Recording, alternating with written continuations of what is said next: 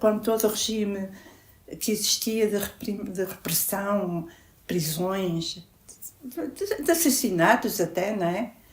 Que há muitas histórias dessas. Tudo isso, o regime era realmente difícil e tinha 10 anos de existência e já fazia muitos estragos.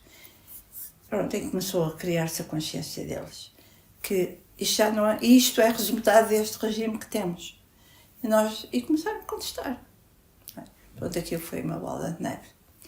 Havia uma organização na Marinha que era a ORA, que é a Organização Revolucionária da Armada.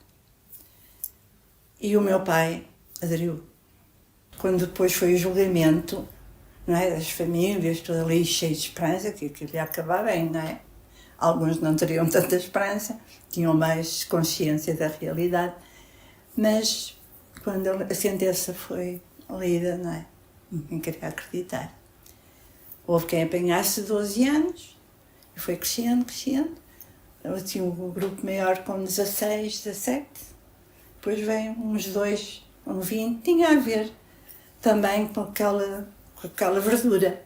Quando houve os interrogatórios, eles não acusavam ninguém, diziam que eles eram responsáveis, e diziam porquê, não é? E vai-se aprendendo com a vida, não é? E pronto, e portanto, conforme eles se mostravam mais responsáveis, a pena subia, não é? Que era para depois ficar como exemplo para toda a gente. E pronto, e nossos amigos, ao fim de um mês, em outubro, foram realmente a Angra, mas foi buscar os companheiros, aqueles e outros, para irem para o Tarrafal, com eles. E foram inaugurar o Tarrafal. Quando lá chegaram, realmente eles tinham mandado terraplanar e o que tinham para viver eram umas tendas de campanha, sem quaisquer condições. Não havia água tratada, não havia nada disso, não é? Não tinham nada. Portanto, eles foram para lá e foram construir o campo, no fundo. Fizeram umas valas de segurança, trabalhos forçados, fizeram as camaradas para depois viver, quer dizer, isto durou o seu tempo, não é? E no caminho iam apanhando biliosas, as febres, não sei quantas, não tinham condições, iam morrendo. Foram alguns que não aguentaram, os mais frágeis. Minha avó dizia que o pai é uma pessoa excelente.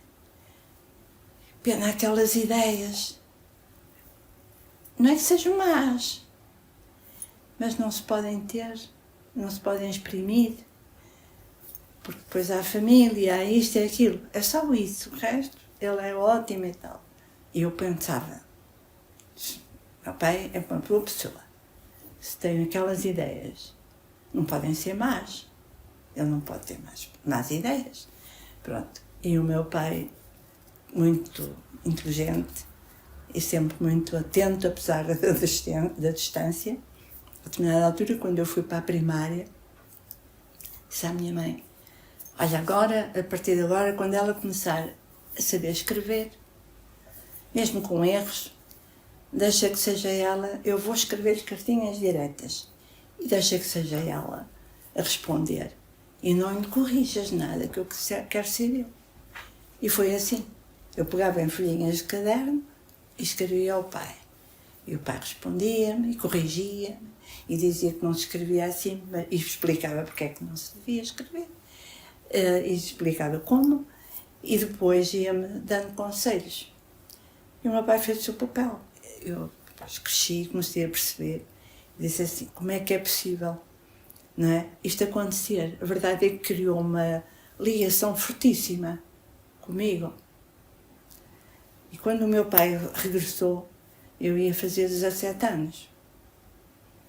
Ele regressou em outubro e eu ia fazer em janeiro 17 anos. Ele tinha cumprido a pena integralmente, como outros. E eu recordo-me que em casa a mãe dizia, pronto, agora, pronto, logo vamos esperar o pai, lá vinha a família mais próxima. E pronto, depois a mãe dá-te um sinal. a gente pensava que ele vinha no meio de outras pessoas e tal. E quando chegou a altura, estávamos à espera e veio um rebocador e vinha um senhor. Vinha um senhor que eu fixei sempre aquela imagem. A marinheiro, pernas afastadas, braços atrás nas costas, até ao cais. A mãe só me fez assim nas costas, eu fui a correr, cheguei ao pé e disse: olá, pai. E o meu pai olhou para mim e disse: olá, filha, e deu-me um abraço. Foi assim. E a gente pergunta: como é que pode ser? Mérito dele e mérito da minha mãe, é evidente. Me ia preparando, pronto. Eu podia ter uma grande desilusão depois, mas a verdade é que não tive. Porque depois aquilo foi uma ligação, uma amizade, parece que tinha crescido com ele.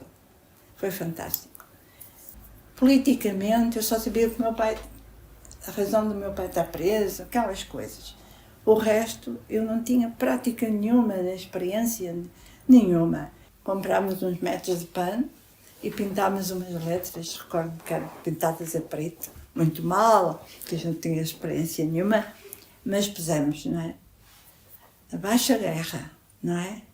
Liberdade para os presos políticos, emancipação da mulher. Portanto, nós tínhamos que pedir tudo num bocadinho, não é? Porque a gente não podia fazer muitas coisas. E a verdade é que eu lá fui, com outras pessoas, mas lá, cada um por seu pé, para a Praça da Liberdade. Meu pai aparece, vê-me, que eu estava ali num sítio crucial, e o meu pai veio ao meu encontro e disse: atenção, filha, está aqui muito pido. E a determinada altura eu olho para trás e vinham 2 indivíduos atrás de nós, com as características próprias. Traziam sempre uma gabardina no braço, não é? Chapéu. Eram 2 agentes da PIDE. E acompanharam-nos. Entretanto, quando nós já íamos a meio da rua, veio a polícia de choque, que ainda não tinha chegado. E começou a bater e a prender, etc. E nós, muito quietinhos, lá subimos até à pontinha da rua. Quando chegámos lá de cima, estava um carro, um Volkswagen da PSP, e veio um agente e disse: a menina entra para ali. E o meu pai protestou. E o senhor também. E fomos os 2 presos. E depois que nós acabámos por ir, veio o Pedro, levou-nos para